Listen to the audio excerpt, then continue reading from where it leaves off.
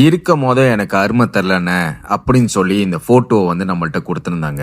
அழகா வந்து மதர்ஸ் டேக்கு வந்து அவருக்காக இவ்வளோ அழகா வந்து ஒரு போட்டோ வந்து நம்மளுக்கு வந்து செஞ்சு கொடுக்க சொன்னாங்க. ஸோ அவருக்காக அவ்வளோ அழகா அந்த போட்டோ வந்து அவருக்கு பிடிச்ச மாதிரி அழகா நம்ம செஞ்சு கொடுத்துருக்கோம். சரிங்களா?